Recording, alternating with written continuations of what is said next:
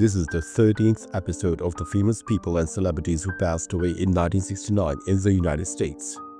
Spencer Williams Jr. He was born in July 1893 and he died in December 1969. His age was 76 at the time of his death, and the reason for his death was kidney ailment. Spencer Williams was a pioneering African-American filmmaker and actor, best known for his role in Amos's Andy and for directing the influential race film The Blood of Jesus. He moved to New York City as a teenager and secured work as a call boy for theatrical impresario Oscar Hammerstein. During this period, he received mentoring in comedy from African-American vaudeville star Burt Williams. He arrived in Hollywood in 1923, and his involvement with films began by assisting with works by Octavius Roy Cohen. Williams snagged bit roles in motion pictures, including a part in the 1928 Buster Keaton film Steamboat Bill Jr. He found steady work after arriving in California, apart from a short period in 1926 where there were no roles for him. He then went to work as an immigration officer. In 1927, Williams was working for the first national studio, going on location to Topaz, Arizona to shoot footage for a film called The River. In 1929, Williams was hired by producer Al Christie to create the dialogue for a series of two-reel comedy films with all-black casts. Dave O'Brien. He was born in May 1912 and he died in November 1969. His age was 57 at the time of his death, and the reason for his death was heart attack. Dave O'Brien was an American film actor, stuntman, film director, and Emmy Award comedy writer. He was well known for his portrayal in the 1942 serial films of the title character in Captain Midnight, performer and comedy writer in Pete Smith's Specialties, and as one of the Red Skelton's comedy writers. He started his film career performing in chorus and working as a stunt double, then graduating into larger roles, mostly in B pictures. He adopted O'Brien as his acting pseudonym. He had roles in early Western movies such as Lightning Crandall in 1937. O'Brien acted in the Metro-Goldwyn-Mayer comedy short film series Pete Smith's Specialties. O'Brien wrote and directed many of these subjects under the name of David Barclay. In 1933, O'Brien also had a small dancing part with Bebe Daniels in the Busby Barclay musical 42nd Street. O'Brien portrayed a frantic drug abuser in the 1936 anti-drug film Tell Your Children. Greye La Spina. She was born in July 1880 and she died in September 1969. Her age was 89 at the time of her death, and the reason for her death was undisclosed. Greye La Spina was an American writer who published more than 100 short stories, serials, novelettes, and one-act plays. La Spina was born in Wakefield, Massachusetts. She was married to Ralph Emil Gessler on 5th June 1898 and gave birth to a daughter, Celia, 2 years later in 1900. The following year, her husband died. In 1910, she married Robert La Spina, Baron di Savuto, an Italian aristocrat.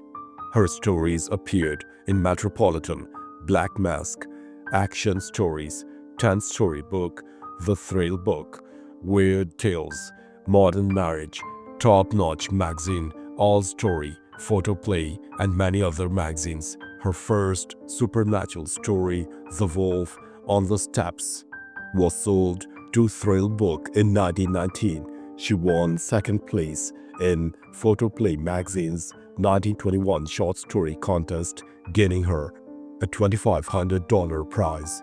Her first and only hardcover book, the novel Invaders from the Dark was published by Arkham House in 1960. From Beyond Press issued a collection of her work including the serial novel Fettered in 2023.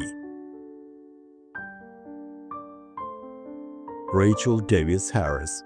She was born in January 1869 and she died in September 1969. Her age was 100 at the time of her death, and the reason for her death was undisclosed. Rachel Davis Harris was a librarian and educator who worked to expand library access for African Americans, promoting literacy and education.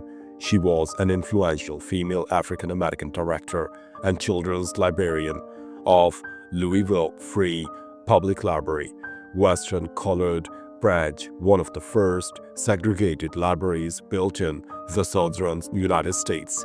She promoted library outreach to youths and equitable access to library services in the Black community during the Jim Crow era. The Louisville Free Public Library opened the Western Colored Branch as a result of investment made by Carnegie funds. Alongside her mentor, Thomas Fontainebleau, Harris was hired as an assistant librarian of the branch in 1905. Blue's passion for providing library services to the local Black community influenced Harris to also push for more outreach as well. The two librarians were Louisville's first Black public librarians, acting as pioneers in creating a new municipal service for the Black community in Louisville. Both were avid leaders in the Southern librarianship, actively writing and publishing articles locally and nationally. Warren Sturgis McCulloch. He was born in November 1898 and he died in September 1969. His age was 70 at the time of his death, and the reason for his death was stroke. Warren Sturgis McCulloch was an American neuropsychologist and cybernetician, known for his work on the foundation of certain brain theories and his contribution to cybernetics movement. Along with Walter Pitts, McCulloch created computational models based on mathematical algorithms called threshold logic, which split the inquiry into two distinct approaches. One approach focused on biological process in the brain and other focused on the application of neural networks to artificial intelligence. Receiving his MD in 1927 from Columbia University College of Physicians and Surgeons in New York, he undertook an internship at Bellevue Hospital, New York. Then he worked under Eilhard von Dommer's at the Rockland State Hospital for the Insane. He returned to academia in 1934. He worked on the laboratory for neuropsychology at the Yale University from 1934 to 1941. In 1941, he moved to Chicago and joined the Department of Psychiatry at the University of Illinois at Chicago, where he was a professor of psychiatry as well as the director of Illinois Neuropsychiatric Institute until 1951. Wilbur Hatch. He was born in May 1902 and he died in December 1969. His age was 67 at the time of his death, and the reason for his death was undisclosed. Wilbur Hatch was a television and radio composer best known for scoring I Love Lucy and working on numerous other television shows during the 1950s and 1960s. Hatch began working in radio in 1922 as a pianist on KYW Chicago. In 1930, he became director of music on KNS in Los Angeles, California, and on CBS, where he created music for such radio shows as Hawk, Durango, and the General Electric Theater. Hatch also worked as a conductor and music director for CBS.